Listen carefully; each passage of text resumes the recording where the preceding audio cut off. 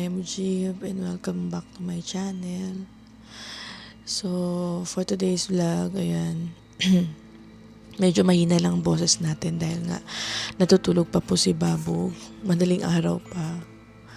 Hindi pa kasi ako nakakatulog ng maayos. Nakaidlip-idlip na ako pero nagigising talaga ako dahil sa dami ng iniisip. Hindi ako nakakatulog ng maayos lately.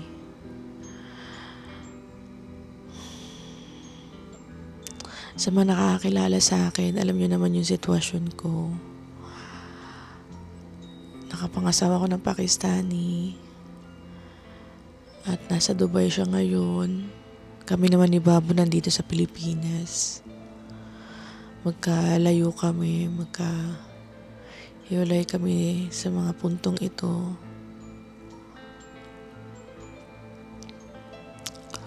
At di ko nga alam, matagal ko pinag-isipan ko, i-share ko to. Pero kailangan ko ilabas yung mga nararamdaman ko. Dahil nga, sa pagkakataong ito, parang sa moment na to, nasa pangatlong linggo na tayo ng giyera, ng gulo. At ang daming tumatakbo sa isip ko. As in, na para bang paano na lang, 'di ba? Paano na lang tayo, paano na lang pamilya ko.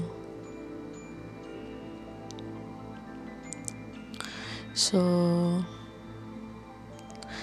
marami kaming plano kasi this year. Pinagplanuhan na namin na tulad yan, ngayon March na. Dapat nga ngayong moment, nagre-ready na kami ni Babu paalis. Nagre-ready na kami papunta ng Pakistan at doon na namin nahantayin yung visa na gagawin o asikasuhin ni Sudi papuntang Dubai kasama yung pamilya niya, kasama yung mga magulang niya. Dahil yun yung plano namin, doon na lang namin nahantayin. And then, boom, ito nangyari.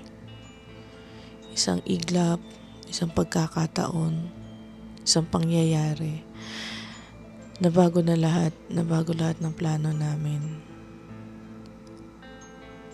Sa hindi inaasang pagkakataon na hindi mo kontrolado. Tulad nitong pangyayaring ito. By the way, ito pala si Babu. Tingnan nyo, tulog pa. Charan! Ayan, tulog pa ang Babu natin. Ang himbing pa ng tulog. So, kung maririnig nyo yung background music, kaya ako nag-mic kasi may music si Babu pag natutulog. Hindi siya komportable na walang tugtog kapag natutulog. So, ayan. Nung unang nagplano kami ni Sudi, sobrang excited ako. Excited kami. Kasi syempre ito na yung para bang bagong buhay ng pamilya namin. Bagong chapter namin. At natutuwa ako, na-excite na ako mabuo ulit yung pamilya ko.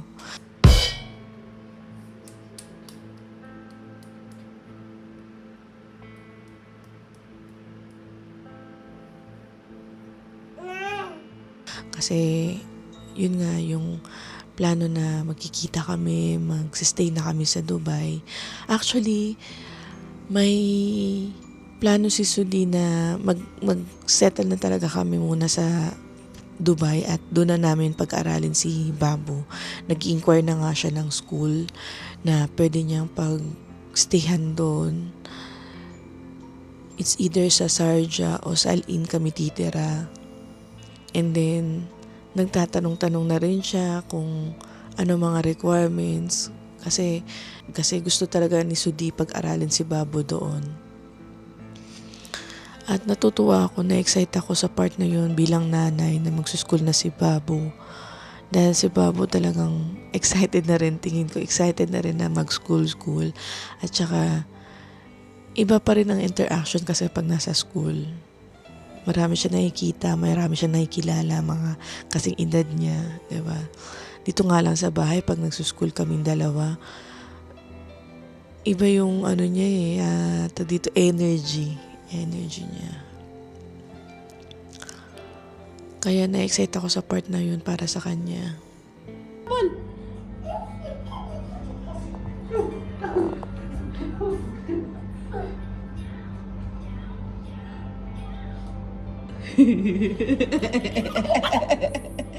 Kick the ball, kick the ball, kick the ball, kick the ball.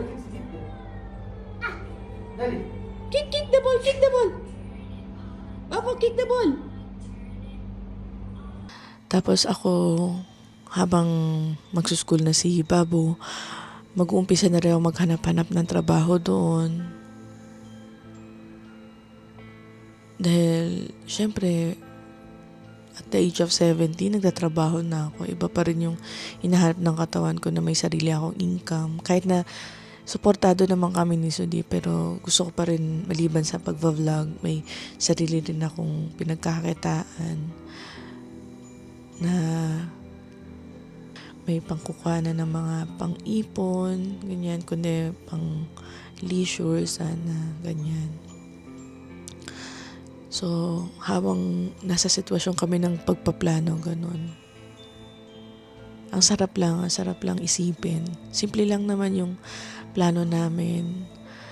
Mabuhay na magkakasama, buo. Kaming tatlo. Gigising sa umaga si Babo. Nandyan yung tatay niya sa tabi niya. Uuwi si Sudi. Kasama kaming pamilya niya. Simple lang naman, diba? Simple lang naman yung gusto namin. Pero ganito nga yung nangyari.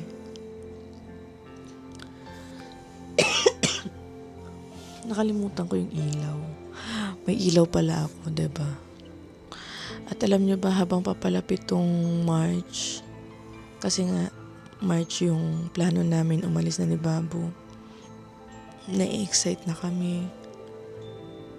Nag-uusap kami halos araw-araw ni Sudi sa video call. Pinag-uusapan namin yung plano namin, paghahanda. O, bibili na ba ng ticket? Gusto mo na ba bumili ng ticket? Kayo ni Babo. Habang papalapit yung planong pag-alis namin ni Babo, may halong lungkot at excitement. Lungkot kasi maiwanan namin si Mama dito. Pero excitement dahil nga makikita na ni Babo yung tatay niya. Papalapit ng maging isang buo ulit yung pamilya ko. Tuwing video call namin ni Sudi, ayan, nagtatanong siya na, gusto niyo na ba i-book ko na kayo sa ticket? Alis na ba kayo? Lagi ko sinasabi na paghandaan muna namin kasi nga syempre gusto ko pag pumunta kami ng Pakistan may kaunti kaming pasalubong sa kanila. Una, pangalawa, ready na yung mga kailangan namin. Hindi lang documents, pati yung mga kailangan ni Babo sa pag-alis. Kasi nga limited lang yung mga supply o stock doon sa Pakistan So gusto ko ready yung mga kailangan ni Babo. So habang nag-uusap kami sa video call, ganun yung conversation namin. Nakikita ko sa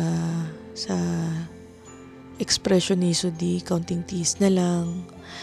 Magkikita na tayo, magbubuo na rin tayo. Kasi nga kung maalala ninyo, nung nag-birthday si Babo, wala siya. Si Francis yung naandoon para kay Babo. Siya yung para bang, nandun na may mga uncle niya. Pero hindi sila kasing close kasi katulad ng ginagawa ni Francis kay Babo.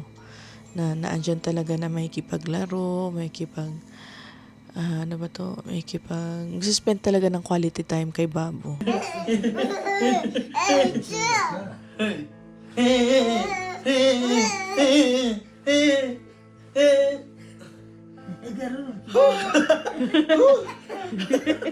Garurom na, garurom! Good exercise, good exercise.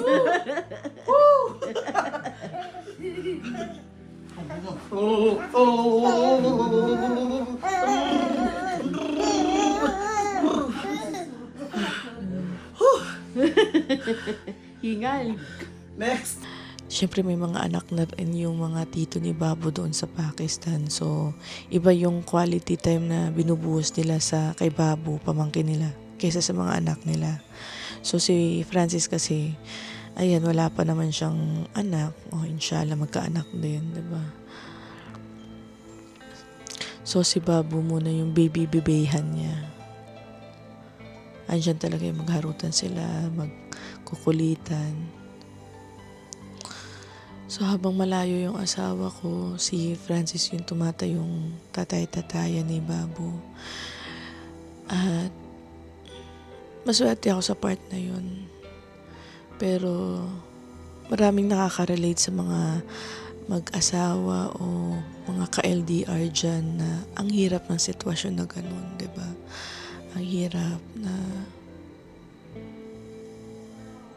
Ang hirap na magkalayo yung mahal nyo sa buhay.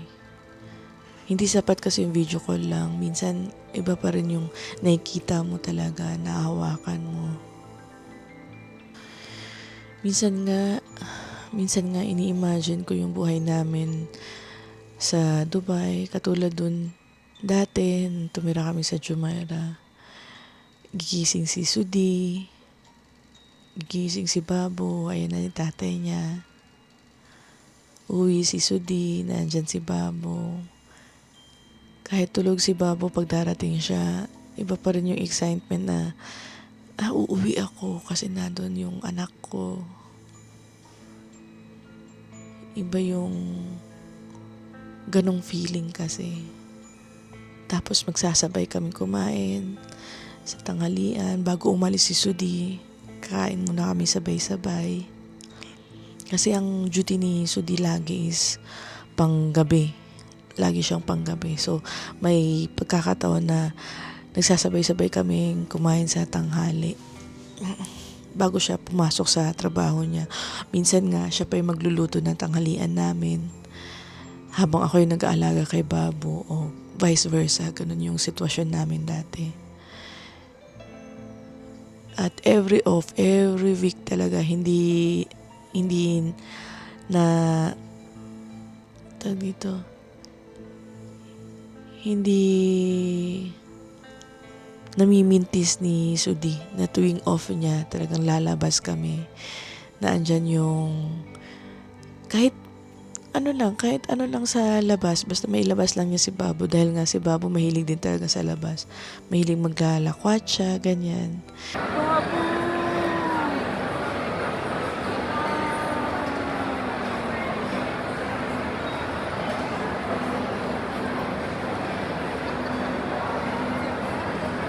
That bubble. What is that?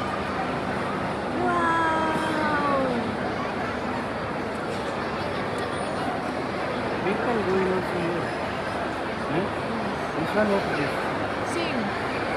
Only one.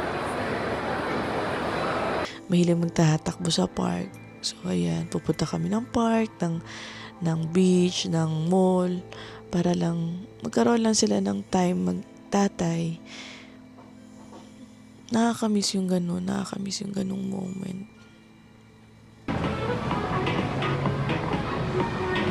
Bye-bye.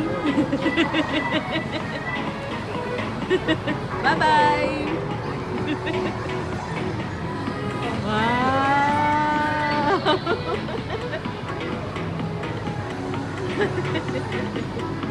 Bye-bye.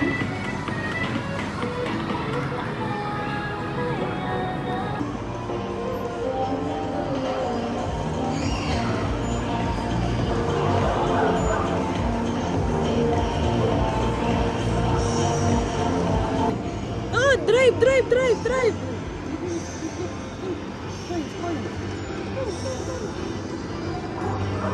Press that one! Step, step, step so it will go fast. Here, step!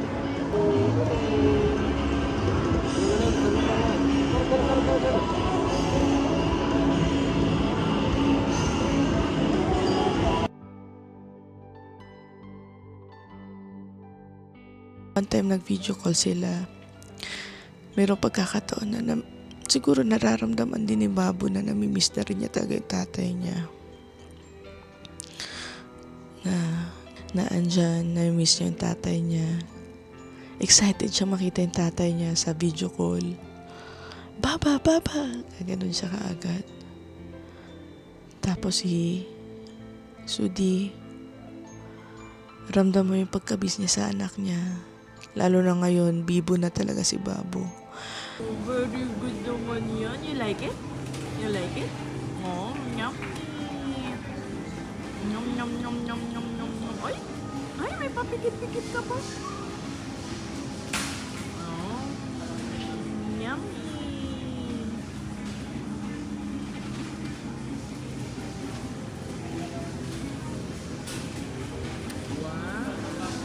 At ang laki na ng pinagbago niya sa huling pagkikita nila ni Sudi. Mas active na ngayon si Babo, mas bibo, mas makulit.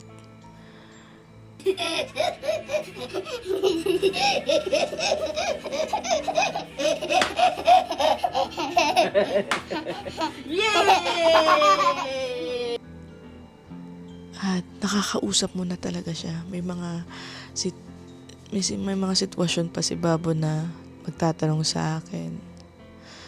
Tulad na isang araw. Kasi si Richard pumapasok pang gabi. Where's Tito Richard? Sabi ko, he's going to work. Why? Because he need to work. He need to earn money. Why? May ganung na si Babo eh. He need money because he need to buy food. Why? Nakala mo naman naiintindihan na niya. Natutuwa lang ako kay Babo na may gano'n na siyang curiosity sa isip niya. Na sana naandun si Sudi para i-guide siya. Andun si Sudi na para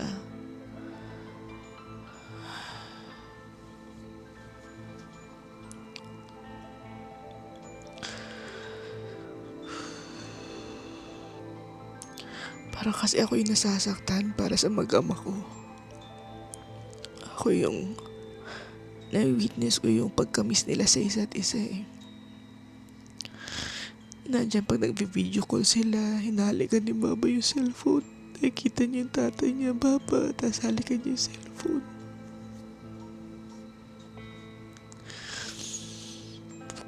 Kung pwede lang hungutin na si Babo sa cellphone, ginawa na niya.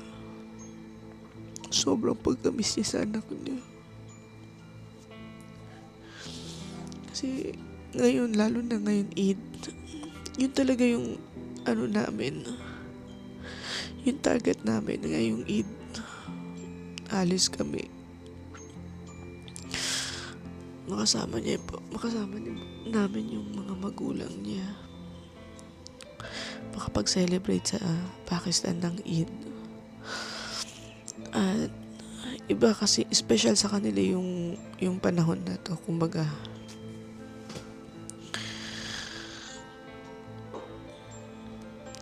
ako yung nalulungkot para sa mag-ama ko. Na dapat magkasama sila. Pero dahil sa syempre, may mga magulang na may pangarap sa mga anak, diba? Titiisan nila yung lungkot, magsasacrifice sila para sa magandang future ng mga anak nila. Minsan tinitingnan ko si Babo. Minsan tinitignan ko si Babo. Papasalamat din ako sa mga kapatid ko na nagbibigay ng father figure kay Babo. Habang wala si Sudi sa tabi namin, sila talaga yung nagka-guide kay Babo as tatay, ganyan. Natutuwa ako na naandyan sila para gabayan yung pamangkin nila. Ang daming plano, diba? Ang dami namin plano. Ang dami namin gustong mangyari ngayong taon na to.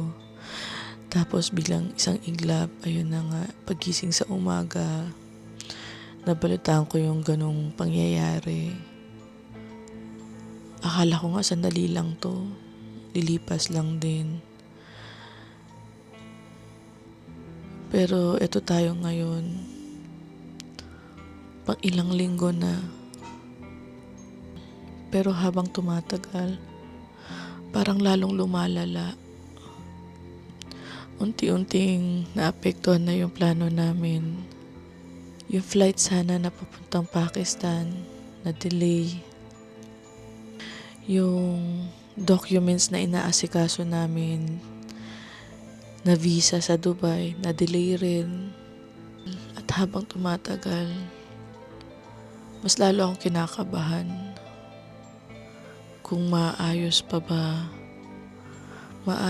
ang lahat. At habang tumatagal ang mga araw, mas lalo akong kinakabahan.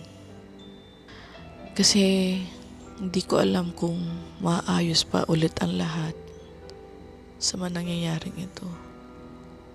Araw-araw, halos pareho lang yung ginagawa namin ni Babo. Gigising sa umaga, papakain, maglalaro, magvi-video call sa tatay niya. Na-excite si Babo kapag nagvi-video call. Minsan may mga araw na hindi nakakapag-video call. Dahil hindi naman lahat ng oras may chance din na makatawag si Sudi. May mga instances din na pag late na siya umuwi, hindi na siya nakakatawag sa amin dahil in-extend niya talaga yung pagtulog niya. Dahil nga may suhor pa siyang inaasikaso eh. Yun yung ginagawa niya. At tuwing magbi-video call kami, ayan, sobrang excited ni Babo, ang saya. Pero kapag wala nang video call nila, ayan, si Babo tahimik ulit. Maglalaro mag-isa.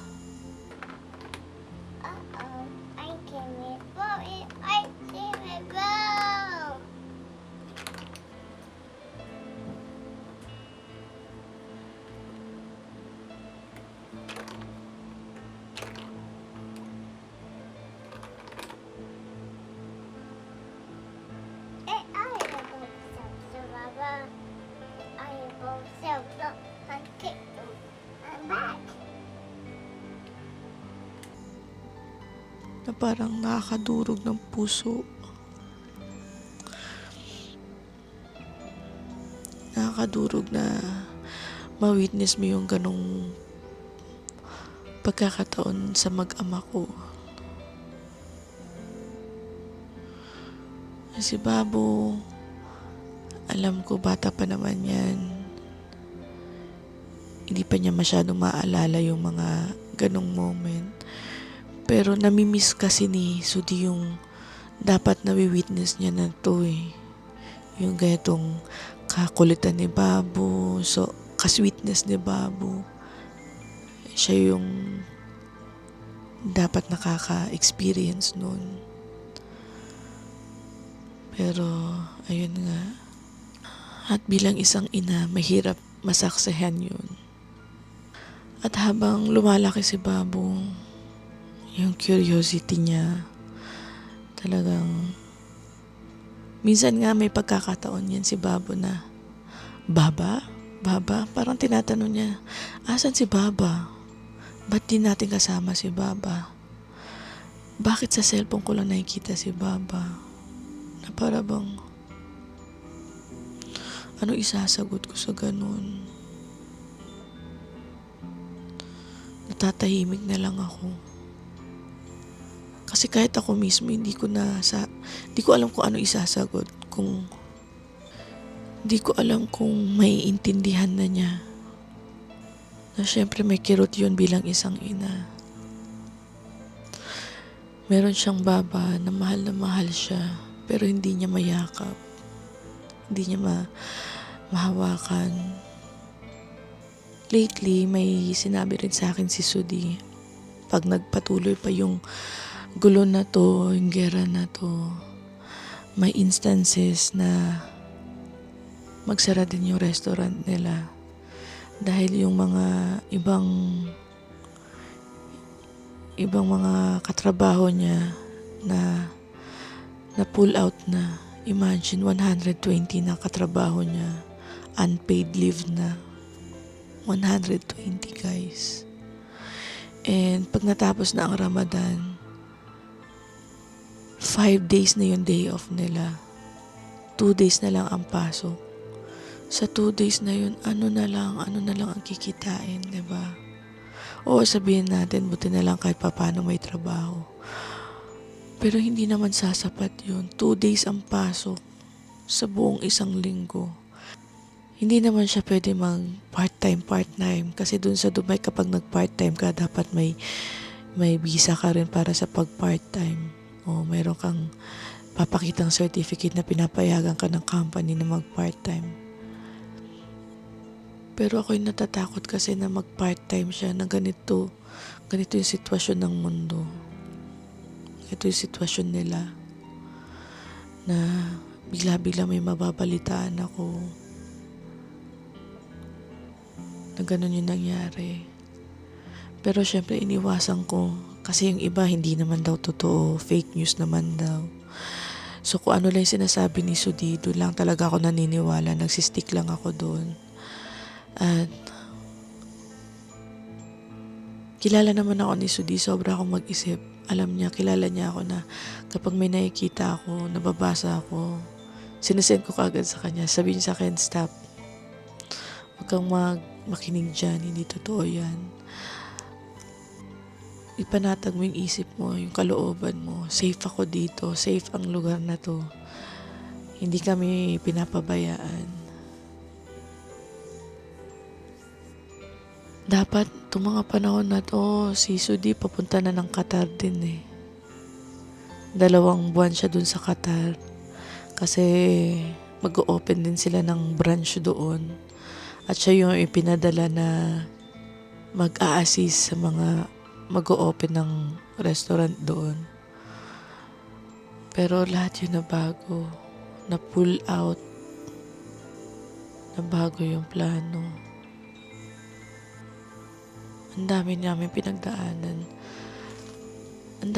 pinagdaanan sa Dubai. Nandyan yung pandemic. Nandun kami sa Dubai noon. Tapos umuwi lang ako dito dahil nga nagsara yung trabaho ko doon. 6 months din ako dito noon na pandemic. Nandito lang ako sa Pilipinas. No work, no pay. Kaya doon ako nag-umpisa mag-vlog. And ngayon, ito na naman, panibagong pagsubok na naman. Alam ko malalampasan natin. Pero sabi nga sa mga balita, the world will never be the same again. Lalo na ang Dubai, syempre. At isa pang bagay na kinakatakot ko, pag nagtagal-tagal pa to, baka mas lalo mawala ng trabaho si Sudi. At pag nangyari yun, mas mapapalayo siya sa amin. Dahil uwi na lang siya ng Pakistan pag ganun ang nangyari. Mas mahihirapan ang pamilya ko. Dahil sa Pakistan, mahirap din ang signal. Lalo na dun sa bahay namin. Mahirap ang signal. Mahirap yung communication. Paano na lang pag naandun na si Sudi? Nandun si Sudi sa Pakistan, tapos nandito kami sa Pilipinas. Paano na lang yung ganong setup, diba? Ayoko rin naman umuwi doon ng ganito ang sitwasyon. At kapag nangyari yun, mas mapapalayo kami sa isa't isa. At yun ang iniisip ko gabi-gabi. Inshallah, inshallah, wag naman mangyari. May mga gabi na hindi ako makatulog kapag tulog na si Babo. Ang dami kong iniisip tulad nito, nagwa-wire-wire siya sa isip ko.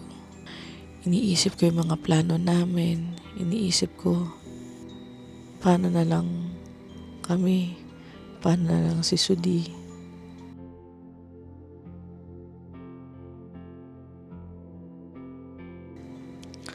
At alam ko naman, hindi naman maintindihan to ng asawa ko. Pero sa video na to, gusto ko lang ma-appreciate yung ginagawa ni Sudi sa amin. Kung mapapanood mo to, Sudi, gusto ko sabihin na miss ka na namin ni Babo. Alam kong ginagawa mo lahat para sa pamilya natin. At kahit mahirap ang sitwasyon ngayon, maghihintay kami. Maghihintay kami. Hanggang sa araw na makakasama ka na namin ulit. Kasi ang pinakamalaga sa amin ay ikaw. At ang pamilya natin.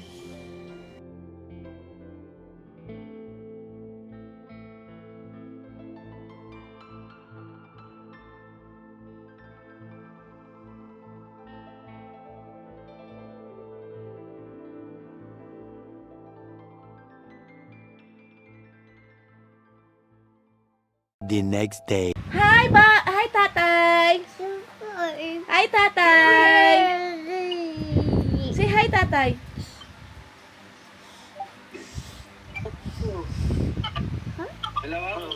Tikba, Rambila!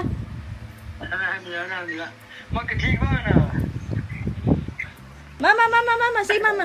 Mama, tikba! Rambila, mama! Ay, mama!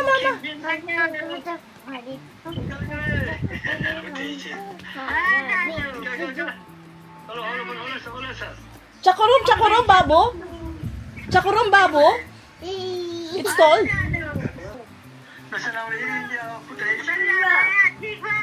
Awa, mama, ang tikbawa. Ay, Dano, say hi. Ay, Dano.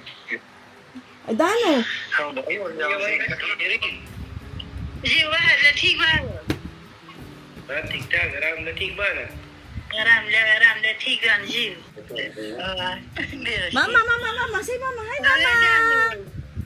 Ay, mama.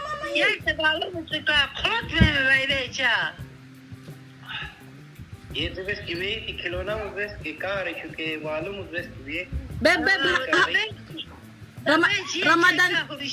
Ramadan Mubarak, right?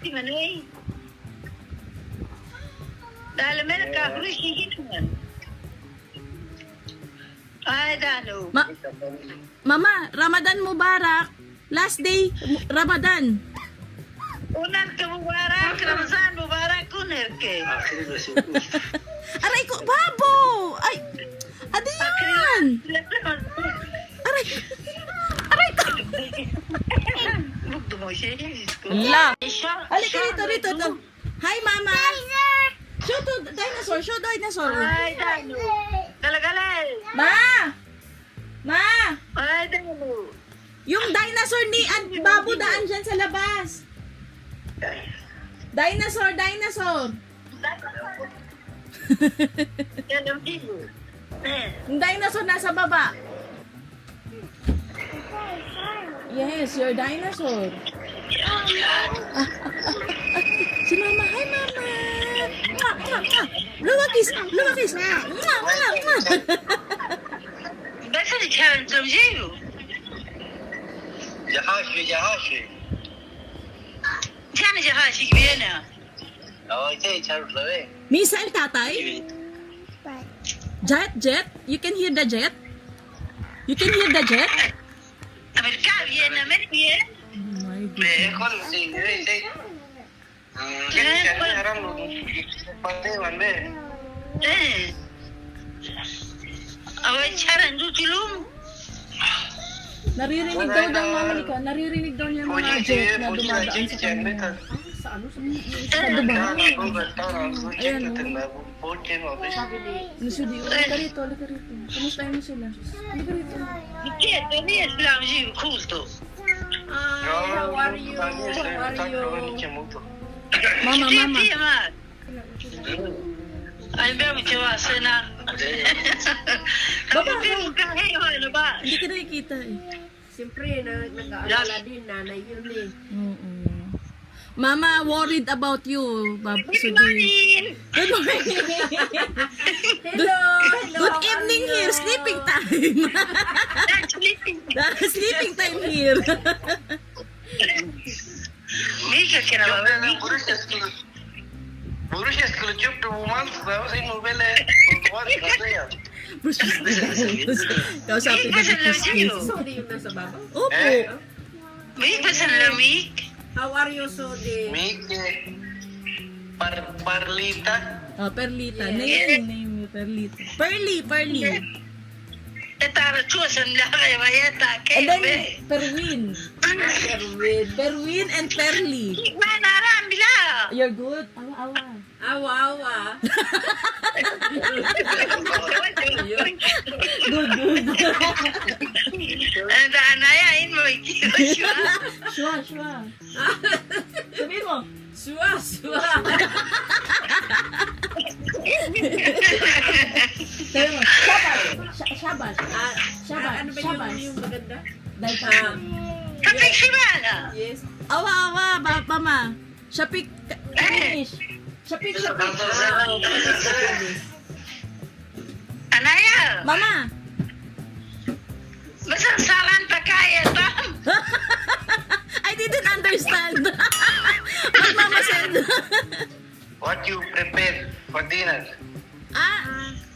Soup. Malaysian soup. Laksa. Ni hoy, gibam hoy. Hoy. Ni hoy, gibam hoy. Hoy, and then, alu hoy. Alu sabji. Alu sabji. Awa. Alu, potato. And then, yung, hoy, yung Patuto. spinach. Ako lang, hindi ah. Nasa bahay nila namin. Kurto da şöyle bir şey çabuk na pisa no libi. So ayan, napatawag si Sudi. Ina-update niya kami ng mga magulang niya sa mga nangyayari sa kanya. Kahit na bawal kasi na send ng video o send ng mga pictures. At least sa pag-video call, nasasabi niya sa amin, nasasabi niya ka sa akin. Na-update niya kami sa mga nangyayari sa kanya. Tulad niyan, pagbukas daw niya ng bintana, may naririnig kasi siyang mga dumadaan na jet. Tapos, dun sa pinag-i-stayan niya sa accommodation niya sa Dubai is malapit yung embassy. Mga 10 kilometers lang yung layo. So, talagang rinig na rinig daw yung mga jet na dumadaan. At lagi ko sinasabi sa kanya na mag-iingat. Kung maaari, wag na siya masyadong maglalabas. Trabaho, accommodation lang siya. Para hindi, alam nyo na, di ba? Mas maganda yung safe na lang talaga. Nasa safety area ka lang. Mas maganda nasa indoor ka na lang sa pag ganitong mga sitwasyon. And then, ayan, kinakamusta din niya yung mga magulang niya. Na-update din niya yung mga magulang niya.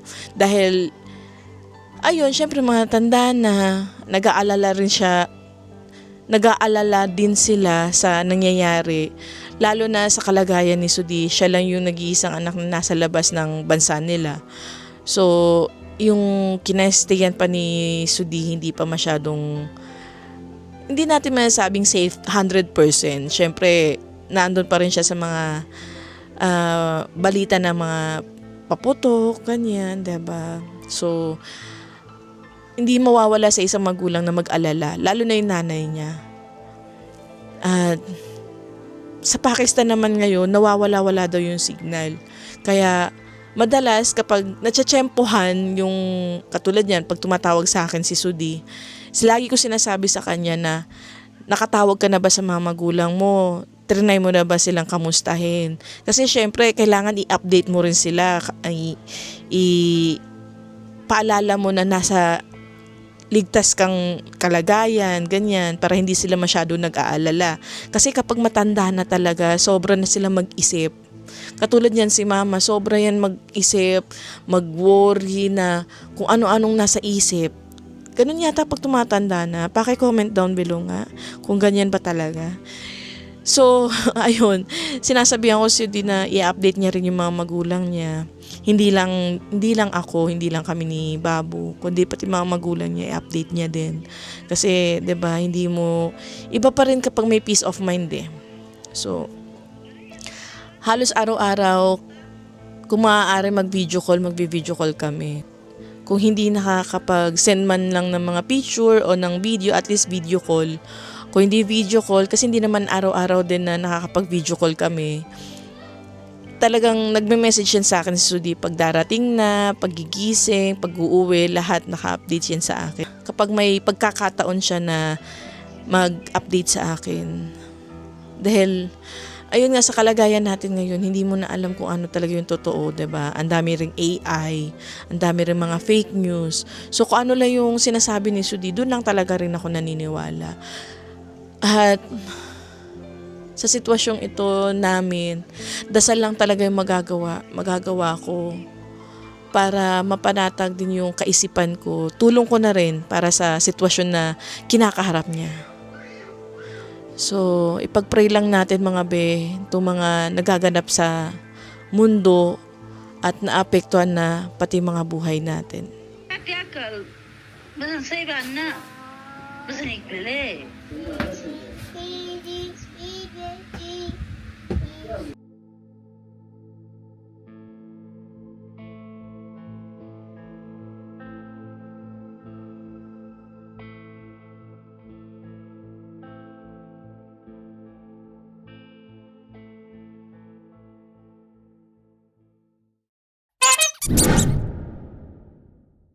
At sa mga bagong nanonood sa akin, please subscribe to my channel and click the notification bell para updated kayo sa mga susunod ko na mga videos.